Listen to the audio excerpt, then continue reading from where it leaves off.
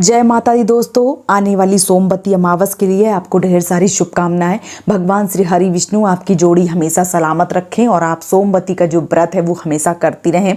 इसी के साथ आज का जो वीडियो है वो मैं शुरू कर रही हूँ। दोस्तों 23 साल बाद ये जो योग है ये बन रहा है, क्योंकि इस दिन ज्येष्ठ अमावस्या पड़ रही है, शनि जयंती पड़ रही है, वट पूजा पड़ रही है और सोमवती अमावस पड़ रही है।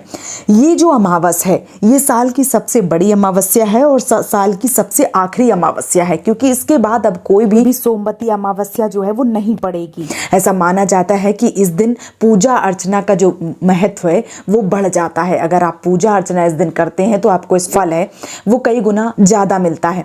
बता दें कि सोमवती अमावस्या वाले दिन 30 मई को आपको सुबह स्वच्छ होके अगर इस दिन कोई जो व्यक्ति है वो व्रत करता है तो उसे अनुभूत फल की प्राप्ति होती है। धार्मिक मान्यताओं के अनुसार इस दिन पूजा और व्रत का बहुत ज्यादा महत्व है। ऐसा माना जाता है कि इस दिन व्रत करने से पितृदोष से मुक्ति मिलती है, साथ ही साथ व्यक्ति को ग्रह क्लेश से छुटकारा मिलता है। पितर जो हैं, जो वंशज हैं, वो अपना आशीर्वाद जो है वो दे देते हैं। साथ ही साथ घर में धन और धान्य की कमी जो है वो कभी देखने को नहीं मिलती है। और इस दिन अगर आप भगवान शिव का जो जलाभिषेक करते हैं कच्चे दूध से, दही से, शहद से, तो ऐसा माना जाता है कि शिव भगवान की असीम अनुकंपा आपके ऊपर रहती है और आप जीवन में कभी भी कोई भी दुख, कोई भी परेशानी का जो आपको सामना है वो कभी नहीं करना पड़ता है। साथ ही साथ आपको पीपल के वृक्ष के 108 फेरे लगाने चाहिए, लेकिन ध्यान देना चाहिए कि इस दिन जो शनि जयंती पड़ रही है इसलिए आपको जो पीपल का वृक्ष है उसको छूना नहीं चाहिए, लेकिन इसके फेरे जो है वो लगाने चाहिए। और ऐसा माना जाता है कि इस दिन 11 दिया अगर आप लगा देते हैं तो आपके घर में जो भी परेशानी है, जो भी संकट है वो दूर हो जाता है और आप जो भी मनवांछित फल चाहते हैं वो आपको जरूर मिलता है। दिया आपको कहाँ कहाँ लगाना है चलिए मैं एक बार बता देती हूँ ताकि आपको आसानी हो। जो दिया है वो आपको समी का, अगर आपने पेड़ लगा के रखा है तो समी के पेड़ के नीचे आपको एक दिया लगाना है, अपने घर के मंदिर में एक दिया लगाना है, पीपल के वृक्ष के नीचे एक दिया लगाना है, आंगन में तुलसी जहाँ पे आपकी विराजमान है वहाँ पे आपको एक दिया लगाना है। 2 जो दिया है वो आपको मुख्य द्वार पे लगाना है। दक्षिण दिशा में एक दिया आपको लगाना चाहिए। ऐसा माना जाता है कि जो दक्षिण दिशा है वो पितरों की जगह होती है और अगर आप यहाँ पे दिया लगाते हैं तो आपके जो पितर हैं वो खुश हो जाते हैं और अपना जो आशीर्वाद है वो आपके ऊपर बनाए रखते हैं और अगर आपको पितृदोष भी है तो इससे मुक्ति मिल जाती है। साथ ही साथ आपको अपने किचन में एक जो दिया है वो जरूर लगाना चाहिए, क्योंकि माँ अन्नपूर्णा यहाँ पे विराजमान रहती हैं। पहले से आप अपने किचन को साफ सुथरा करके और वहाँ पे एक जो दिया है वो जरूर लगाइए। साथ ही साथ अगर आप चौराहे के बीच में रहते हैं या आपके अगल बगल बीच में चौराहा जो है, 4 कोनों का रास्ता जो है वो अगर है तो वहाँ पे आपको एक दिया जो है वो जरूर लगाना चाहिए।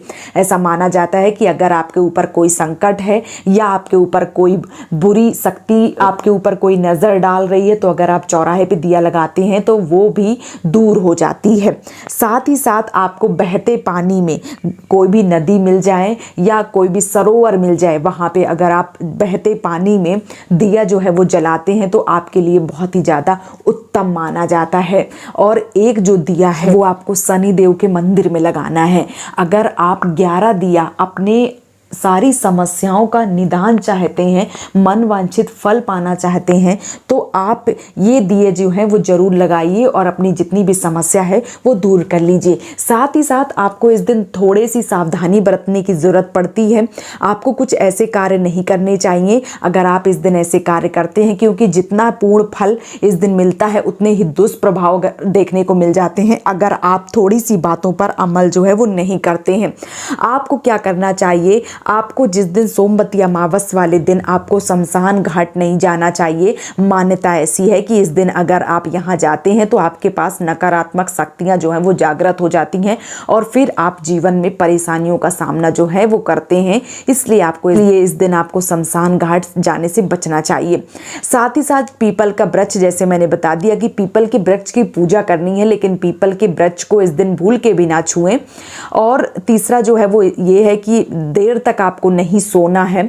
ब्रह्म मुहूर्त में उठ के स्नान आदि से निवृत्त हो जाना है, टाइम से पूजा पाठ जो है वो करना है। साथ ही साथ इस दिन आपको शारीरिक संबंध जो है वो नहीं बनाने चाहिए। ऐसा माना जाता है कि इस दिन आप अगर शारीरिक संबंध बनाते हैं तो होने वाली जो संतान होती है वो जीवन भर संकट से गुजरती है। तो इस दिन आपको शारीरिक संबंध बनाने से बचना चाहिए और इस दिन आपको मांस मंदिरा का जो सेवन है वो नहीं करना चाहिए। साथ ही साथ आपको अपने बाल और नाखून जो हैं वो इस दिन नहीं काटने चाहिए। तो ये रही जानकारी आपको सोमवती अमावस्या की। तो आप भी अपने तर्पण अगर अपना चाहते हैं, अपना वांछित जो फल है वो चाहते हैं, तो आप इस दिन ये सारे जो कार्य हैं वो जरूर कीजिए और जो मनाही है वो कार्य ना कीजिए। अगर आप ऐसा करते हैं तो आपकी सारी मुरादें जो है वो पूरी हो जाती हैं। तो उम्मीद करती हूँ कि आपको वीडियो बहुत ही अच्छे से समझ में आ गया होगा। अगर आपके मन में कोई भी सवाल है तो आप मुझे कमेंट सेक्शन में पूछ सकती हैं। वीडियो पसंद आया तो प्लीज़ चैनल को सब्सक्राइब और वीडियो को लाइक कीजिए। आज का वीडियो यहीं पे समाप्त कर रही हूँ दोस्तों। जय माता दी।